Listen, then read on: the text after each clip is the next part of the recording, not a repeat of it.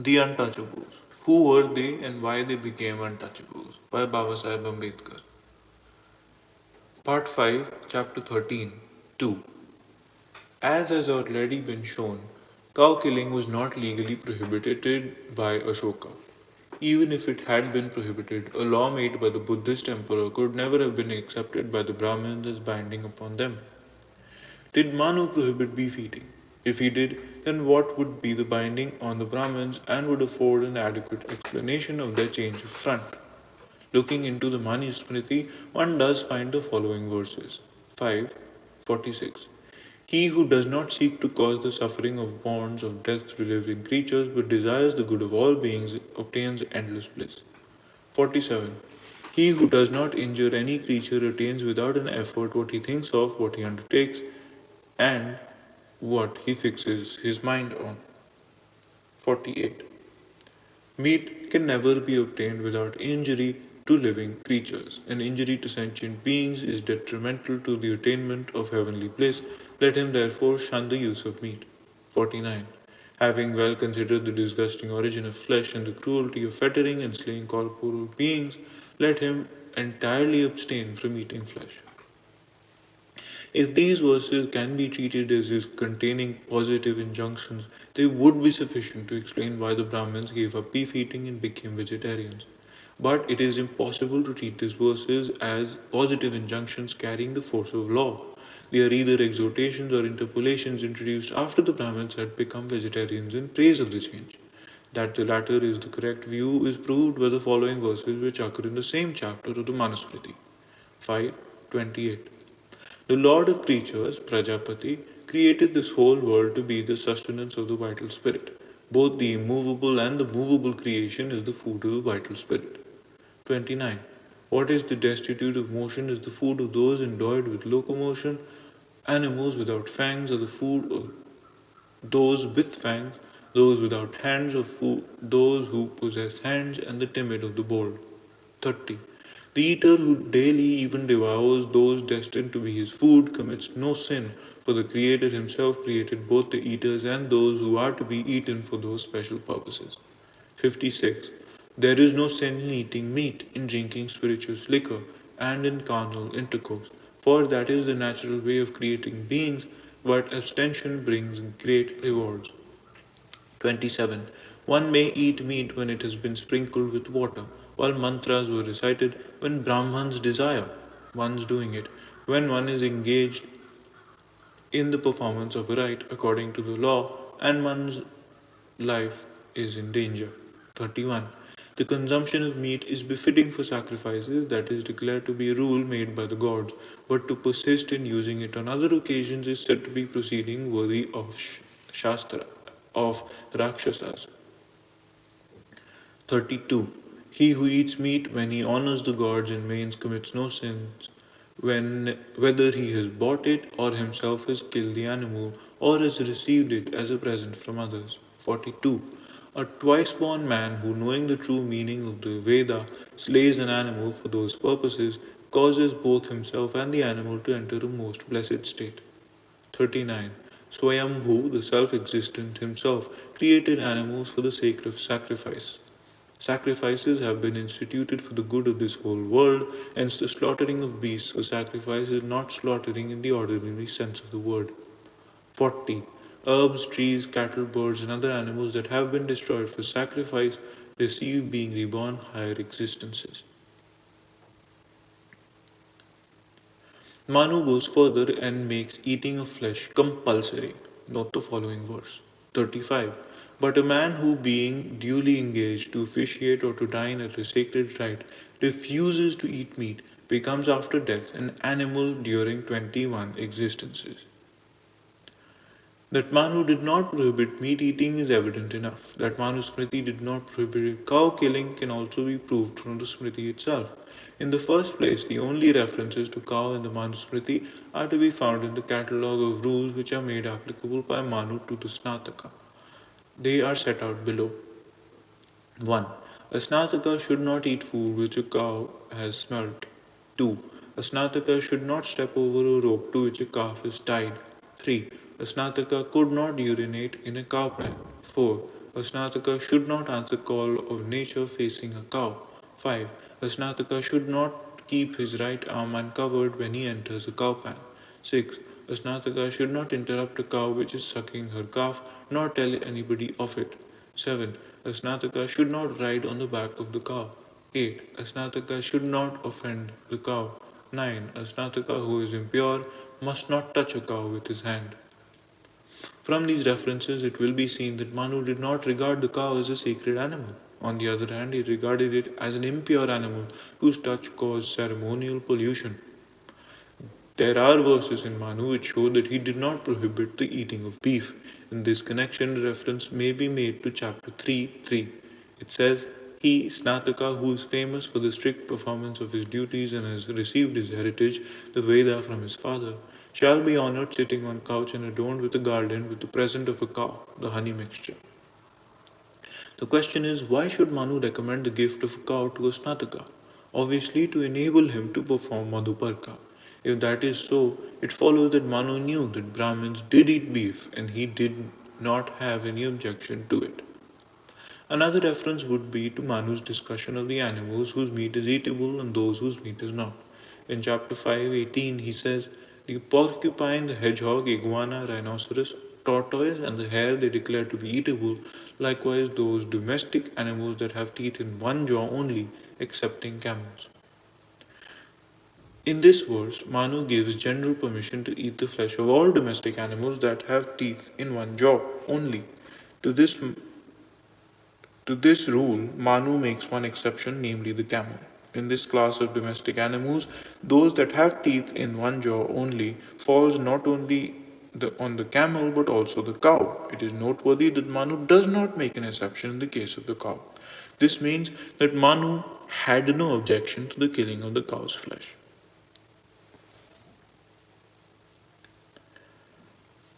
Manu did not make the killing of the cow an offense. Manu divides sins into two classes, mortal sins and minor sins. Among the mortal sins, Manu includes 55. Killing a Brahman, drinking the spirituous liquor called Sura, stealing the gold of a Brahman, adultery with a Gum's wife, and associating with such offenders. Among minor sins, Manu includes 60. Killing the cow, sacrificing for those unworthy to sacrifice, adultery, setting oneself, casting off one's teacher, mother, father, or son, giving up the daily study of the Veda, and neglecting the sacred domestic fire. From this, it will be clear that according to Manu, cow killing was only a minor sin. It was reprehensible only if the cow was killed without good and sufficient reason. Even if it was otherwise, it was not heinous nor inexplicable. The same was the attitude of the Yajnavalkya. All this proves that for generations the Brahmins had been eating beef. Why did then they stop beef eating? Why did they, as an extreme step, give up meat altogether and become vegetarians? It is two revolutions rolled into one. As has been shown, it is not been done as a result of the preachings of Manu, the divine lawmaker. The revolution has taken place in spite of Manu and contrary to his directions. What made the Brahmins take this step? Was philosophy responsible for this, or was it dictated by strategy? Two explanations are offered. One explanation is that this deification of the cow was a manifestation of the Advaita philosophy that one supreme entity pervaded the whole universe, that on that account all human life as well as animal was sacred. This explanation is obviously unsatisfactory. In the first place, it does not fit in with the facts. The Vedanta Sutra, which proclaims the doctrine of oneness of life, does not prohibit the killing of animals for sacrificial purposes, as is evident from 11.1.28. In the second place, if the transformation was due to desire to realize the ideal of Advaita, then there is no reason why it should have stopped with the cow. It should have extended to all other animals. Another explanation, more ingenious than the first, is that this transformation in the life of the Brahmin was due to the rise of the doctrine of the transmigration of the soul. Even this explanation does not fit in with facts. The Brahadamyaka Upanishad upholds the doctrine of transmigration and yet recommends that if a man desires to have a learned son born to him, he should prepare a mass of the flesh of the bull or ox, or of other flesh with rice and ghee. Again, how is it that this doctrine, which is propounded by the Upanishads, did not have any effect on the Brahmins upon up to the time of the Manusmriti, a period of at least 400 years? Obviously, this explanation is no explanation. Thirdly, if Brahmins become vegetarians by reason of the doctrine of transmigration of the soul, how is it that it did not make the non Brahmins take to vegetarianism as well? To my mind, it was strategy which made the Brahmins give up beef eating and start worshipping the cow. The clue to the worship of the cow is to be found in the struggle between Buddhism and Brahmanism and the means adopted by Brahmanism to establish its supremacy over Buddhism. The strife between Buddhism and Brahmanism is a crucial fact in Indian history. Without the realization of this fact, it is impossible to explain some of the features of Hinduism. Unfortunately, students of Indian history have entirely missed the importance of this strife. They knew that there was Brahmanism, but they seemed to be entirely unaware of the struggle for supremacy in which these creeds were engaged, and that their struggle, which extended for 400 years, has left some indelible marks on religion, society, and politics in India. This is not the place for describing the full story of the struggle. All one can do is to mention a few salient points. Buddhism was at one time the religion of the majority of the people of India. It continued to be the religion of the masses for hundreds of years. It attacked Brahmanism on all sides as no religion had done before. Brahmanism was on the wane, and if not on the wane, it was certainly on the defensive. As a result of the spread of Buddhism, the Brahmins had lost all power and prestige at the royal court and among the people. They were smarting under the defeat they had suffered at the hands of the Buddhism and were making all possible efforts to regain their power and prestige. Buddhism had made so deep an impression on the minds of the masses and had taken such a hold of them that it was absolutely impossible for the Brahmins to fight the Buddhists except by accepting their ways and means of practicing the Buddhist creed in its extreme form. After the death of Buddha, his followers started setting up the images of the Buddha and building stupas. The Brahmins followed it. They, in their turn, built temples and installed in them images of Shiva, Vishnu, and Ram and Krishna, etc., all with the object of drawing away the crowd that was attracted by the image worship of Buddha. That is how temples and images which had no place in Brahmanism came into Hinduism. The Buddhists rejected the Brahminic religion, which consisted of yajna and animal sacrifice, particularly of the cow.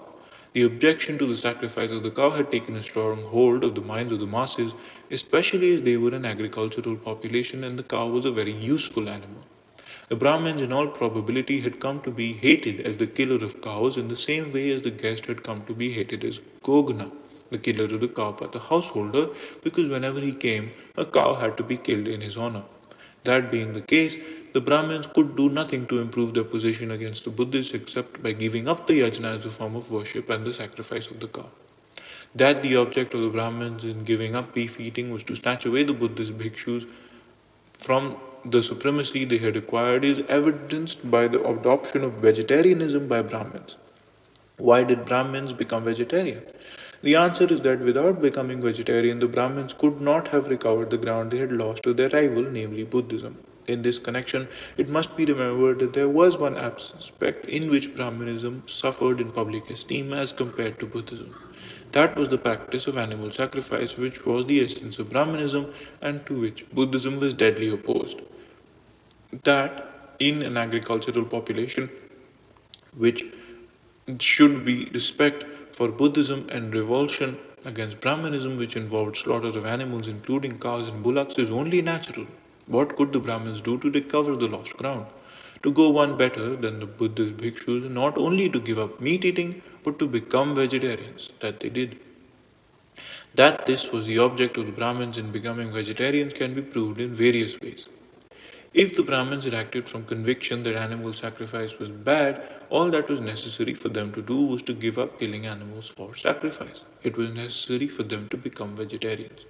That they did go in for vegetarianism makes it obvious that their motive was far reaching. Secondly, it was unnecessary for them to become vegetarians, for the Buddhist bhikshus were not vegetarians. This statement might surprise many people owing to the popular belief that the connection between ahimsa and Buddhism was immediate and essential. It is generally believed that the Buddhist bhikshus eschewed animal food. This is an error. The fact is that the Buddhist bhikshus were permitted to eat three kinds of flesh that were deemed pure. Later on, they were extended to five classes. Yuan Chuang, the Chinese traveler, was aware of this and spoke of the pure kinds of flesh as sanqing. The origins of this practice among the bhikshus is explained by Mr. Thomas Walters, and according to this story told by him. In the time of Buddha, there was in Vaishali a wealthy general named Siha who was a convert to Buddhism. He became a liberal supporter of the brethren and kept them constantly supplied with good flesh food. When it was noticed abroad that the bhikshus were in the habit of eating such food specially provided for them, the Tirthikas made the practice a matter of angry reproach. Then the abstemious ascetic brethren, learning this, reported the circumstances to the master, who thereupon called the brethren together.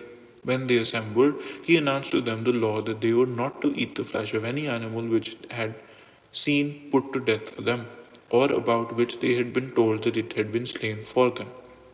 But he permitted to the brethren as pure, that is lawful, food, the flesh of animals the slaughter of which had not been seen by the bhikshus, not heard of by them, and not suspected by them to have been on their account. In the Pali and Sufan Vinaya, it was after a breakfast given by Siha to the Buddha and some of the brethren, for which the carcass of a large ox was procured, that the Nirgyantas reviled the bhikshus, and the Buddha instituted this new rule, declaring fish and flesh pure in the three conditions. The animal food now permitted to the bhikshus came to be known as the three pures, or three pure kinds of flesh, and it was tersely described as unseen, unheard, and unsuspected. Or, as the Chinese translations sometimes have it, not seen, not heard, not suspected to be on my account. Then two more kinds of animal food were declared lawful for the brethren, that is, the flesh of animals which had died of a natural death, and that of animals which had been killed by a bird of prey and other savage creatures. So there came to be five classes or descriptions of flesh which the professed Buddhist was at liberty to use as food. Then the unseen, unheard, unsuspected came to be treated as one class, and this together with the natural death and bird killed made a sanching. As the Buddhist bhikshus did eat the meat, the Brahmins had no reason to give it up. Why did the Brahmins give up meat eating and become vegetarians? It was because they did not want to put themselves merely on the same footing in the eyes of the public as the Buddhist bhikshus. The giving up of the yajna system and abandonment of the sacrifice of the cow could have only a limited effect. At the most, it would have put the Brahmins on the same footing as the Buddhists. The same would have been the case if they had followed the rules observed by the Buddhist bhikshus in the matter of meat eating. It could not have given the Brahmins the means of achieving supremacy over the Buddhists, which was their ambition. They wanted to oust the Buddhists from the place of honor and respect which they had acquired in the minds of the masses by their opposition to the killing of the cow for sacrificial purposes. To achieve their purpose, the Brahmins had to adopt the usual tactics of a reckless adventurer. It is to beat extremism by extremism. It is the strategy which all rightists use to overcome the leftists. The only way to beat the Buddhists was to go a step further and become vegetarian. There is another reason which can be relied upon to support the thesis that the Brahmins started cow worship and gave up beef eating and became vegetarians in order to vanquish Buddhism. It is the date when cow killing became a mortal sin.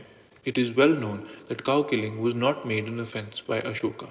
Many people expect him to have come forward to prohibit the killing of the cow. Professor Vincent Smith regards it as surprising, but there is nothing surprising in it.